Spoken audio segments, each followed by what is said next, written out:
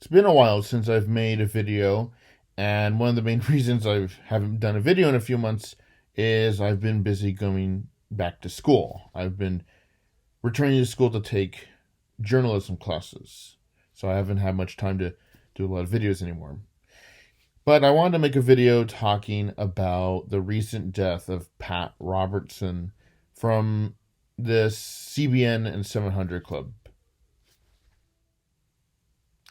Pat Robertson was a very problematic figure in American Christianity. Pat Robertson was very influential in American Christianity, was very involved with Republican politics. Pat Robertson, along with his friend Jerry Falwell, another problematic figure in Christianity, were the founders of the quote-unquote moral majority group during the 1970s and 80s, who helped campaign for people like Ronald Reagan and George H.W. Bush to get the evangelical vote for them.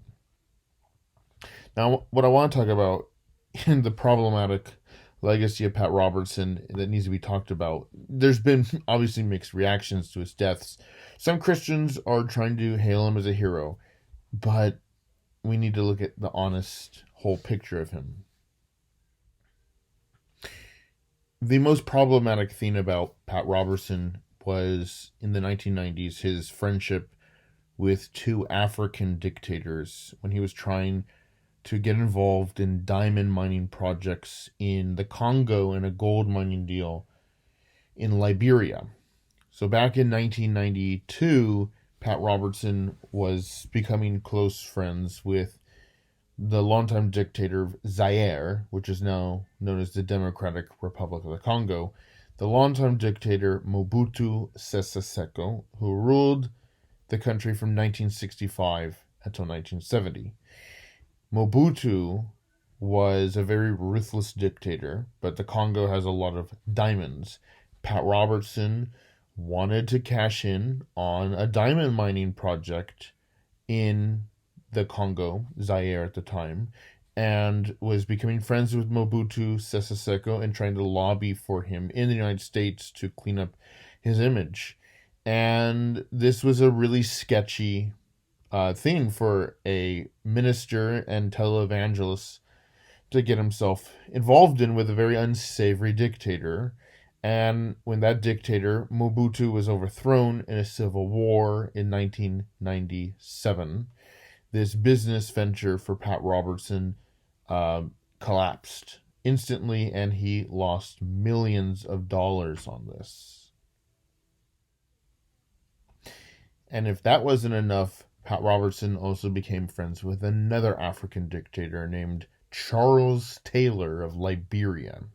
Charles Taylor is a war criminal, a warlord and dictator from the West African nation of Liberia. He was a major rebel leader in Liberia's civil wars in the 1990s and murdered his way to the presidency and ruled from 1997 until 2003, when he lost power and fled Liberia. Now, Liberia has gold, and back in 1999, Pat Robertson started befriending Charles Taylor and was actively lobbying for him in the United States to try to help clean up his horrible image. Now, Charles Taylor did things such as using child soldiers and was also involved in conflict diamond trading and was also helping spread chaos also in neighboring Sierra Leone's civil war. And Pat Robertson wanted to get involved with gold mining in Liberia and also tried to portray Charles Taylor as some sort of hero for Christianity, defending Liberia from Islam. And a lot of Christians were critical of Charles Taylor and criticized Pat Robertson for his relationship with Taylor. And Pat Robertson would sometimes have Charles Taylor appear by satellite on the 700 Club to denounce the U.S. government's opposition to him. And this, when Charles Taylor was forced out of power in 2003, I also think this gold mining deal ended up ending for Pat Robertson. It's very problematic that a man such as him basically wanted to get involved in some really greedy ventures with gold and diamond mining in Africa and becoming friends with two horrific African dictators, Mobutu Sese Seko and Charles Taylor.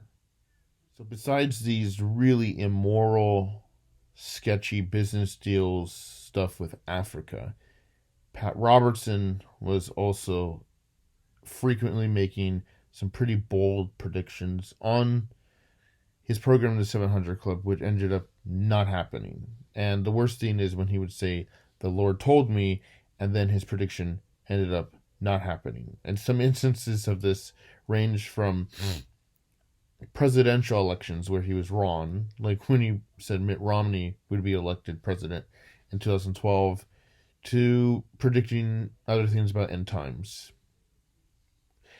And then other things really problematic with Pat Robertson was when he was advocating that the United States government should assassinate the president of Venezuela, Hugo Chavez, in 2005, and many other times where Pat Robertson said that if he was president of the United States, he would have the United States bomb countries like North Korea and Iran, saying, quote unquote, "I would bomb those crazies if I were president." So I do want to contrast Pat Robertson with two recent well-known pastors who recently died, Timothy Keller and Charles Stanley, because Charles Stanley and Timothy Keller were not like Pat Robertson. They stayed out of politics for the most part. They didn't engage in political craziness, crazy predictions, and sketchy business deals, and didn't associate themselves with dictators. And that is a reason why I think most Christian ministries on social media, they mentioned when Charles Stanley died, and they mentioned when Timothy Keller died, but many also chose not to even address Pat Robertson's death because he was an embarrassment and a liability and problematic for Christianity in many ways. I think Pat Robertson and people like him have been very toxic for Christianity because they're very politically polarizing, and you see a lot of really sketchy, greedy business stuff that they did, and I mean, basically trying to influence all other Christians that they need to be some kind of a radical right-wing Republican, thinking you need to be pro-war, and I mean, that has been toxic and devastating for American Christianity.